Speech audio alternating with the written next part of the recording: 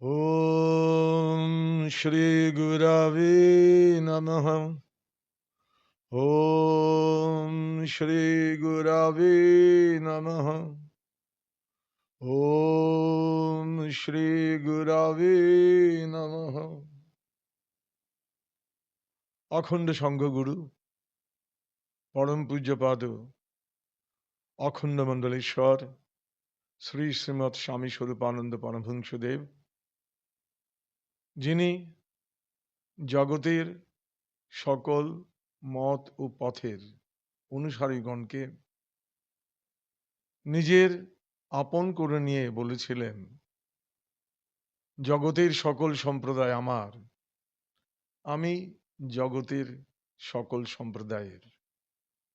সেই শ্রী গুরুচরণে আমার ভক্তিপূর্ণ প্রণাম নিবেদন করি।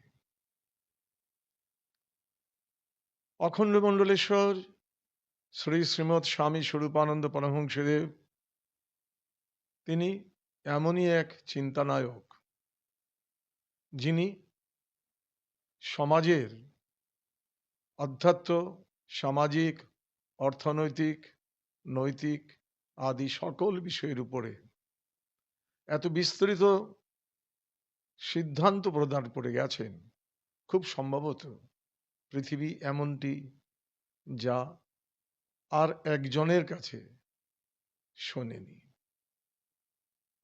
তার মৌলিক চিন্তা আজ জগতের সকলের অনুশীলনে প্রত্যক্ষ করা যাচ্ছে, কিন্তু সেই লোকগুরু, তার সম্পর্কে কিন্তু ব্যক্তি ধারণা সমাজে আজ খুবই কম।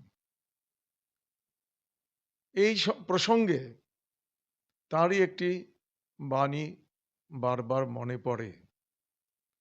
সমগ্র জগতের জন্য তিনি এত মৌলিক সিদ্ধান্ত প্রদান করে গেছেন, যা প্রত্যক্ষ বা পরোক্ষভাবে সমাজ আজ অনুশীলন করছে, কিন্তু যিনি শতবর্ষ আগে এই প্রসঙ্গে তার সিদ্ধান্ত দিয়ে গিয়েছিলেন, তার প্রসঙ্গে কিন্তু আজও সমগ্র জগৎ জানে না, অনেকেই জানে না। এটি একটি বিষয়। এই প্রসঙ্গে তাঁরই একটি কথা মনে পড়ে। তিনি বলেছিলেন, তুমি নিজে যা বলবে তার প্রথম দৃষ্টান্ত হবে তুমি। অখণ্ড মণ্ডলেশ্বর শ্রী শ্রীমৎ স্বামী স্বরূপানন্দ পরমহংসদেব, তিনি বলেছিলেন, তেমনি গান গাহিতে চাহি, যে গান শুনিয়া সুপ্তিমগ্ন জাগিয়া উঠিবে, মুগ্ধ হইবে, কর্মশনার প্রচণ্ড তাড়নে ভাঙিবে গড়িবে, কিন্তু কে যে কোন গোপন পুরে বসিয়া রাগিনী আলাপ করিয়া গেল, তাহা অনুমানেও আনিতে না পারে। তিনি সে গান গেয়েছিলেন যে গান জাতির জাগৃতির জন্য প্রয়োজন ছিল। আজ জাতি বিভিন্ন দিক থেকে ধীরে ধীরে জেগে উঠছে, কিন্তু সুনির্দিষ্টভাবে এই প্রসঙ্গে যে মহাচিন্তা নায়ক তার সিদ্ধান্ত জানিয়ে গিয়েছিলেন, সেই ব্যক্তি জীবন সম্পর্কে জগৎ আজ জানে না। সেই তার বাণী যেন আজ বাস্তবায়িত হচ্ছে। সনাতন ধর্মের অনেকগুলো বিষয় নিয়ে তিনি সুস্পষ্টভাবে তার সিদ্ধান্ত দিয়েছিলেন। তার প্রতিটি সিদ্ধান্ত ব্যর্থহীন। তিনি সত্য প্রিয়তা, তার যে সত্যনিষ্ঠা, তা ছিল আপোষহীন।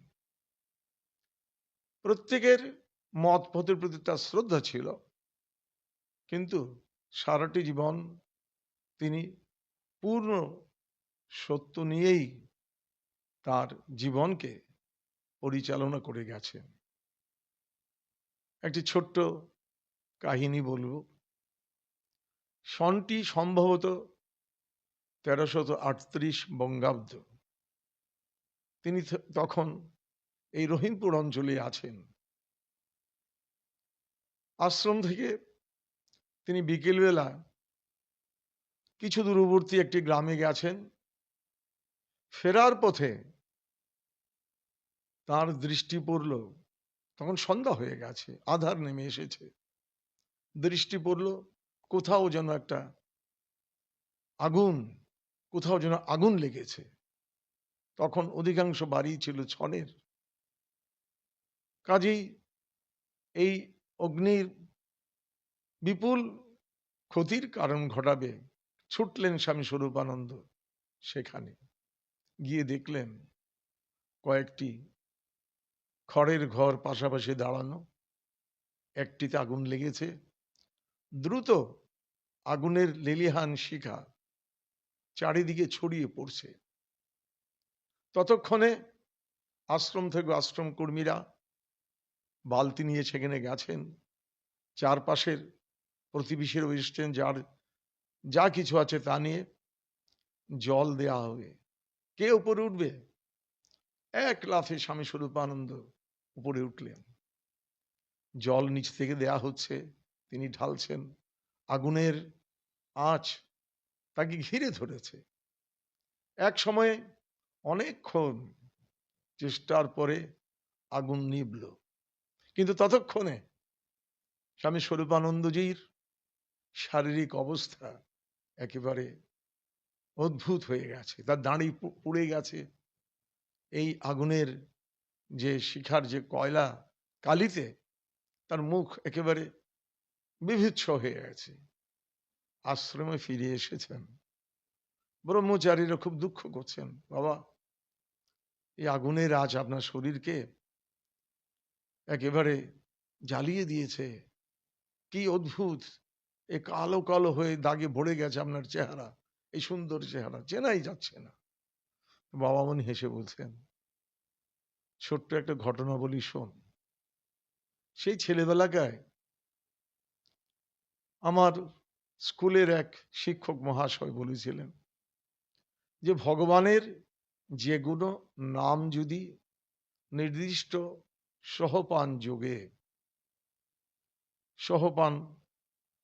যোগে যদি জপ করা যায়, তবে 1,00,000 বার নাম জপলেই সিদ্ধি লাভ করা যাবে।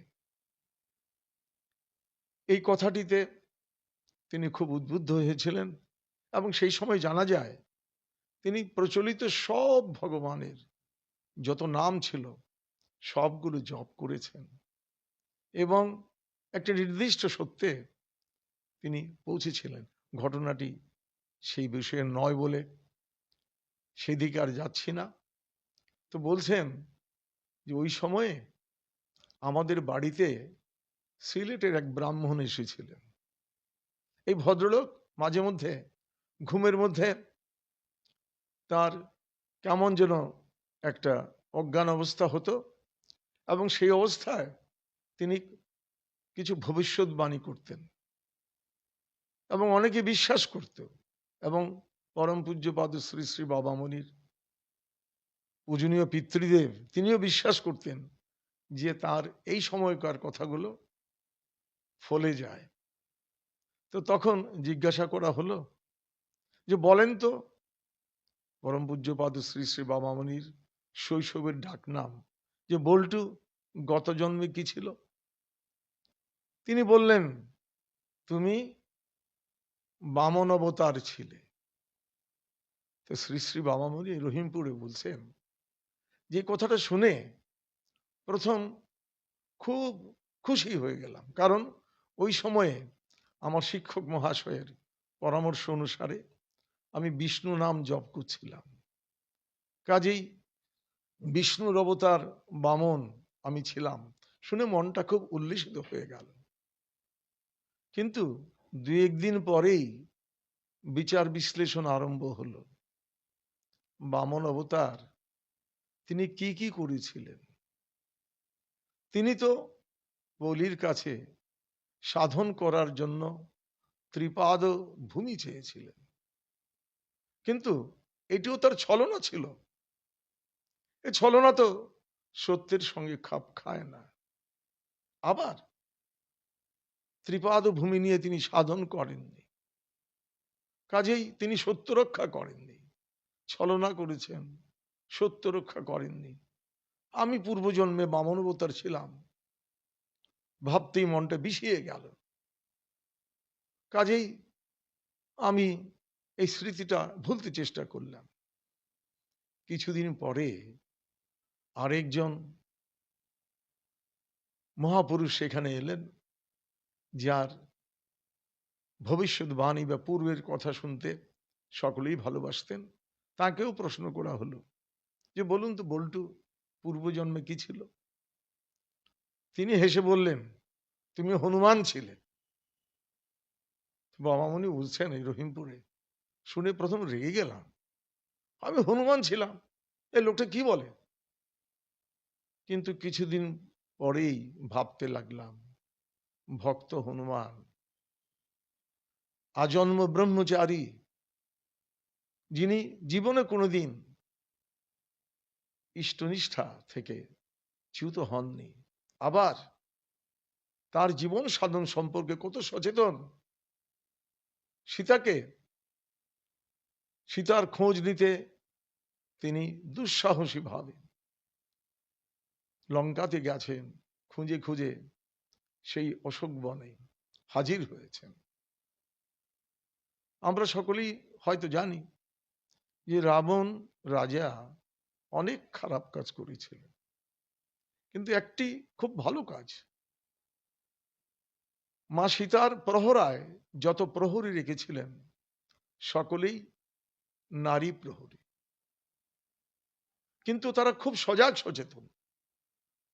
কিছুতেই হনুমানজি এ ডাল থেকে সেই ডাল, সেই ডাল থেকে ও ডালে যাচ্ছে, কিন্তু তাদের দৃষ্টি ফাঁকি দিয়ে ভিতরে প্রবেশ করতে পারছে না। ধীরে ধীরে সন্ধ্যা হলো, প্রহরীগণ এবার নিশ্চিত যে সন্ধ্যা হয়ে গেছে, এই সাগর পাড়ি দিয়ে রামচন্দ্রের কেউ আর এখানে আসতে পারবে না। কাজেই ধীরে ধীরে তাদের দৃষ্টি শিথিল হলো। যত রাত গভীর হচ্ছে, ক্লান্তিতে প্রহরীরা ঘুমিয়ে পড়ছেন। তার মধ্যে সেই নিশ্চিন্ততা, রাত্রে আবার কে আসবে। এবার একে একে সকলেই ঘুমিয়ে পড়েছেন। প্রহরীরা যত ঘুমের কোলে ঢুলে পড়েন, হনুমানজির চোখ তত প্রখর থেকে প্রখরতর হচ্ছে। সবাই ঘুমিয়ে গেছে। এবার এক পা দুপা করে হনুমানজি সেই অন্তরপুরে রওনা হয়েছেন। সেই স্ত্রী প্রহরীরা সবাই ঘুমে আচ্ছন্ন, কাজেই পোশাক পরিচ্ছদ খুব পরিপাটিও নয়। একা এই নারীদের এক মহলে শৈশব ব্রহ্মচারী হনুমানজি ঢুকছেন, আর তিনি নিজেকে প্রশ্ন করছেন, আমার ব্রত ঠিক আছে তো? যখন জানলেন যে তার ব্রতে তিনি অটুট আছেন, আরেক পা যাচ্ছেন, আমার মাতৃভক্তি প্রশ্নাতীত আছে তো? যখন সেই বিষয়ে নিশ্চিত হলেন, আরেক পা তিনি অগ্রসর হলেন। এভাবে এক পা করে সকল ঘুমন্ত প্রহরীদের পেরিয়ে তিনি মা সীতাজির কাছে গিয়েছিলেন। এবার শ্রী শ্রী বাবামণি বলছেন, এই আব্রহ্ম শৈশব ব্রহ্মচারী হনুমানজি, যিনি সবসময় তার ব্রতের ব্যাপারে সদা সচেতন এবং মাতৃভক্তি যার অটুট, তেমন হনুমানজির মতো চরিত্র হতে কার না ভালো লাগে। বলছেন, তারপরে খুব খুশি হলাম, নিজেকে হনুমান ভাবে ভাবিত করতে লাগলাম, এবং এ কারণেই যেখানে আগুন দেখি সেখানে ঝাঁপিয়ে পড়ি। একটু যদি আমরা পাশাপাশি চিন্তা করি, কোথায় অবতার? বামন অবতার, বিষ্ণু অবতার। তার চাইতে এই হনুমানজির জীবনকে তিনি সত্যের কারণে তিনি শ্রেষ্ঠ বলে বলেছিলেন। স্বামী স্বরূপানন্দজি সব সময়ই সকল বিষয়ে দ্বিধাহীন ভাবে তার সিদ্ধান্ত প্রদান করেছিলেন। বামন অবতার হতে পারেন, কিন্তু তিনি ছলনা করেছিলেন, তিনি তার সত্য পালন করেন নাই। কাজেই সেই অবতার স্বামী স্বরূপানন্দের কাছে আদর্শ হতে পারল না। আর হনুমানজি, যিনি মাতৃভক্ত, যিনি সাধন নিষ্ঠ, যিনি নিজে আবাল্য ব্রহ্মচারী এবং নিজের সাধন সম্পর্কে সচেতন, সেই হনুমানজিকেই তিনি প্রশংসার সঙ্গে নিজের পূর্বজন্মের সঙ্গে যুক্ত করে নিয়েছিলেন। এই স্বামী স্বরূপানন্দ, যিনি কখনোই সত্যের প্রশ্নে আপোস করেন নাই। আমরা কতজনের কাছে শুনি যে ব্রহ্ম এক, সেই এককেই বিভিন্নভাবে ব্যাখ্যা করা হয়েছে। একং সদ বিপ্রা বহুধা বদন্তি, কিন্তু স্বামী স্বরূপানন্দজি তার সিদ্ধান্ত এই এককে নিয়েই সন্তুষ্ট থাকতে হবে। আমরা শ্রীমদ্ ভগবদ গীতা পড়ি, গীতার সিদ্ধান্ত কি একনিষ্ঠার অনুকূল নয়?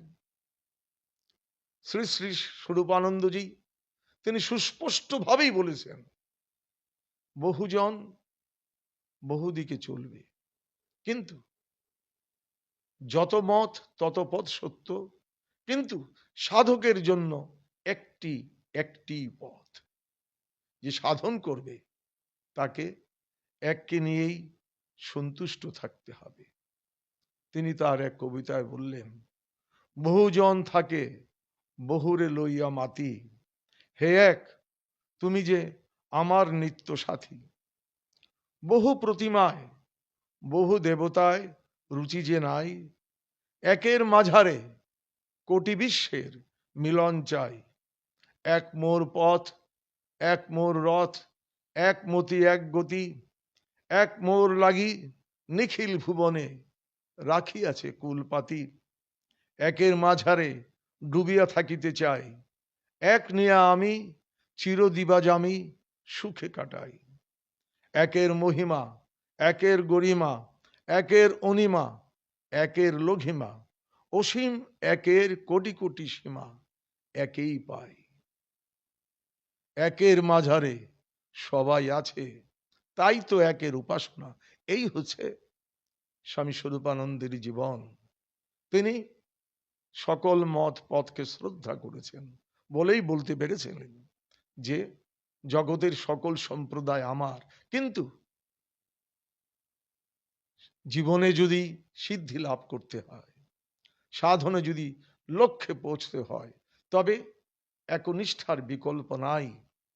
এই বিষয়টি নিয়ে আমাদের সমাজ দীর্ঘদিন ধরেই অবহেলায় সময় কাটিয়েছে।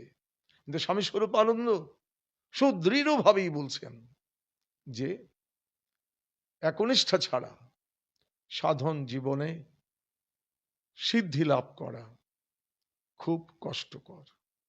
আজ এই বিষয়টি আমাদের আধ্যাত্মিক অনুশীলনে একান্তই বিবেচনায় আসা প্রয়োজন।